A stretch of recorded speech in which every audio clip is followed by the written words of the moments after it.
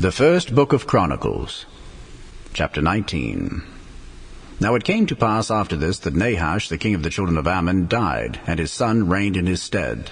And David said, I will show kindness unto Hanun the son of Nahash, because his father showed kindness to me. And David sent messengers to comfort him concerning his father. So the servants of David came into the land of the children of Ammon to Hanun to comfort him. But the princes of the children of Ammon said to Hanun, Thinkest thou that David doth honor thy father, that he hath sent comforters unto thee? Are not his servants come unto thee for to search, and to overthrow, and to spy out the land? Wherefore Hanun took David's servants, and shaved them, and cut off their garments in the midst hard by their buttocks, and sent them away. Then there were certain, and told David how the men were served. And he sent to meet them, for the men were greatly ashamed. And the king said, Tarry at Jericho until your beards be grown, and then return. And when the children of Ammon saw that they had made themselves odious to David, Hanun and the children of Ammon sent 1,000 talents of silver to hire them chariots and horsemen out of Mesopotamia, and out of Syria Maacah, and out of Zobah. So they hired 32,000 chariots, and the king of Maacah and his people, who came and pitched before Medeba. And the children of Ammon gathered themselves together from their cities, and came to battle. And when David heard of it, he sent Joab and all the host of the mighty men. And the children of Ammon came out, and put the battle in array before the gate of the city. And the kings that were come were by themselves in the field. Now when Joab saw that the battle was set against him before and behind, he chose out of all the choice of Israel, and put them in array against the Syrians.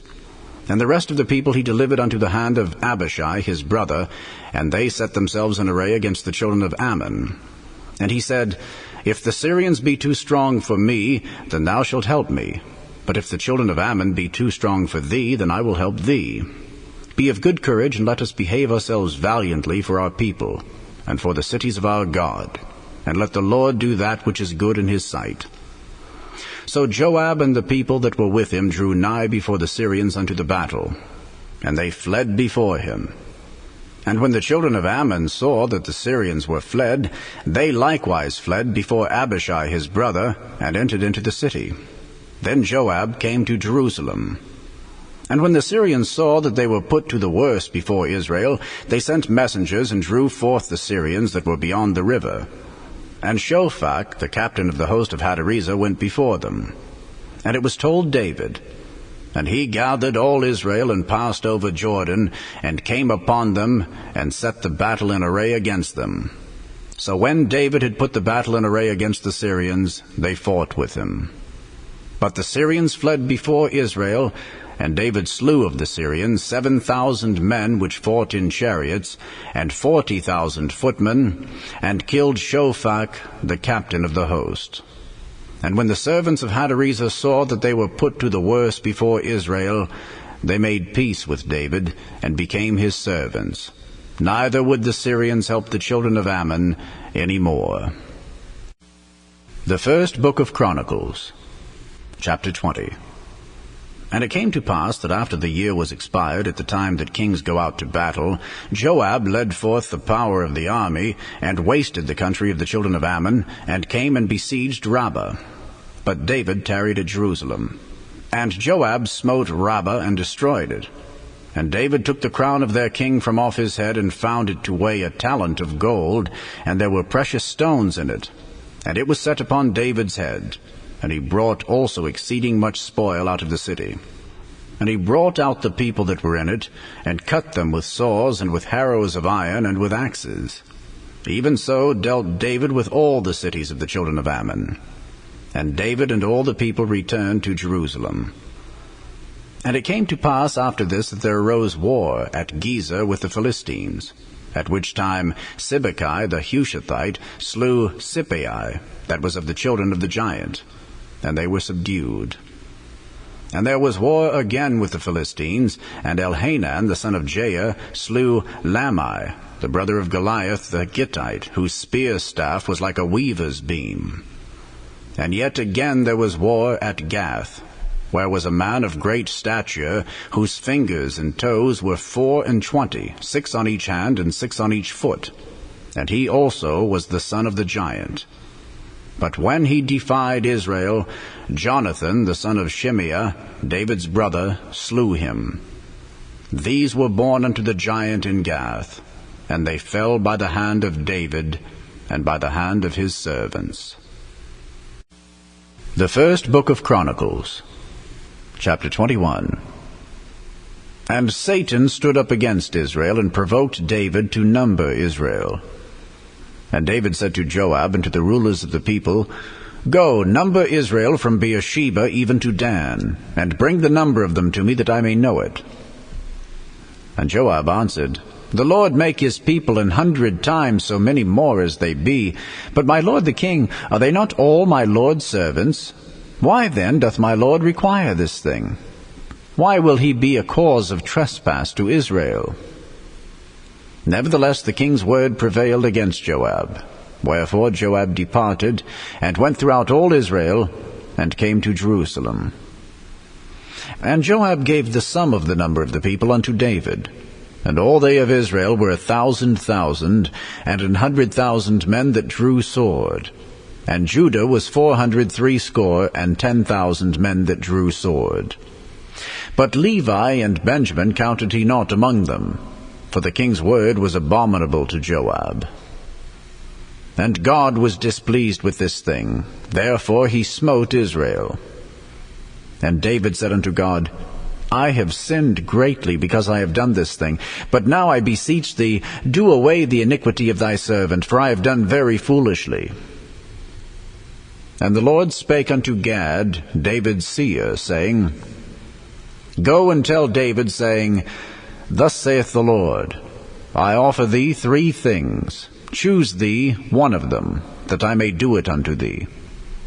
So Gad came to David, and said unto him, Thus saith the Lord, Choose thee either 3 years' famine, or 3 months to be destroyed before thy foes, while that the sword of thine enemies overtaketh thee, or else 3 days the sword of the Lord, even the pestilence in the land, and the angel of the Lord destroying throughout all the coasts of Israel. Now therefore advise thyself what word I shall bring again to him that sent me. And David said unto Gad, I am in a great strait. Let me now fall into the hand of the Lord, for very great are his mercies, but let me not fall into the hand of man. So the Lord sent pestilence upon Israel, and there fell of Israel 70,000 men. And God sent an angel unto Jerusalem to destroy it. And as he was destroying, the Lord beheld, and he repented himself of the evil, and said to the angel that destroyed, It is enough, stay now thine hand.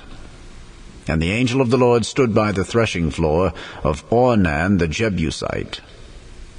And David lifted up his eyes, and saw the angel of the Lord stand between the earth and the heaven, having a drawn sword in his hand, stretched out over Jerusalem. Then David and the elders of Israel, who were clothed in sackcloth, fell upon their faces. And David said unto God, Is it not I that commanded the people to be numbered? Even I it is that have sinned and done evil indeed. But as for these sheep, what have they done? Let thine hand, I pray thee, O Lord my God, be on me and on my father's house, but not on thy people, that they should be plagued. Then the angel of the Lord commanded Gad to say to David, that David should go up and set up an altar unto the Lord in the threshing floor of Ornan the Jebusite. And David went up at the saying of Gad, which he spake in the name of the Lord. And Ornan turned back and saw the angel, and his 4 sons with him hid themselves. Now Ornan was threshing wheat. And as David came to Ornan, Ornan looked and saw David, and went out of the threshing floor, and bowed himself to David with his face to the ground. Then David said to Ornan, Grant me the place of this threshing floor, that I may build an altar therein unto the Lord. Thou shalt grant it me for the full price, that the plague may be stayed from the people. And Ornan said unto David, Take it to thee, and let my lord the king do that which is good in his eyes. Lo, I give thee the oxen also for burnt offerings, and the threshing instruments for wood, and the wheat for the meat offering. I give it all. And King David said to Ornan, Nay, but I will verily buy it for the full price, for I will not take that which is thine for the Lord, nor offer burnt offerings without cost. So David gave to Ornan for the place 600 shekels of gold by weight. And David built there an altar unto the Lord, and offered burnt offerings and peace offerings, and called upon the Lord. And he answered him from heaven by fire upon the altar of burnt offering. And the Lord commanded the angel, and he put up his sword again into the sheath thereof. At that time, when David saw that the Lord had answered him in the threshing floor of Ornan the Jebusite, then he sacrificed there. For the tabernacle of the Lord which Moses made in the wilderness, and the altar of the burnt offering, were at that season in the high place at Gibeon. But David could not go before it to inquire of God, for he was afraid because of the sword of the angel of the Lord. The first epistle of Paul the Apostle to the Corinthians, chapter 2. And I, brethren, when I came to you, came not with excellency of speech or of wisdom, declaring unto you the testimony of God. For I determined not to know anything among you, save Jesus Christ and him crucified. And I was with you in weakness and in fear and in much trembling. And my speech and my preaching was not with enticing words of man's wisdom, but in demonstration of the Spirit and of power, that your faith should not stand in the wisdom of men, but in the power of God. Howbeit we speak wisdom among them that are perfect, yet not the wisdom of this world, nor of the princes of this world that come to naught, but we speak the wisdom of God in a mystery, even the hidden wisdom which God ordained before the world unto our glory, which none of the princes of this world knew, for had they known it, they would not have crucified the Lord of glory. But as it is written, Eye hath not seen, nor ear heard, neither have entered into the heart of man, the things which God hath prepared for them that love him. But God hath revealed them unto us by his Spirit.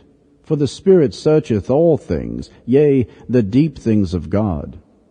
For what man knoweth the things of a man, save the spirit of man which is in him? Even so the things of God knoweth no man, but the Spirit of God. Now we have received not the spirit of the world, but the Spirit which is of God, that we might know the things that are freely given to us of God. Which things also we speak, not in the words which man's wisdom teacheth, but which the Holy Ghost teacheth, comparing spiritual things with spiritual. But the natural man receiveth not the things of the Spirit of God, for they are foolishness unto him, neither can he know them, because they are spiritually discerned. But he that is spiritual judgeth all things, yet he himself is judged of no man. For who hath known the mind of the Lord that he may instruct him? But we have the mind of Christ.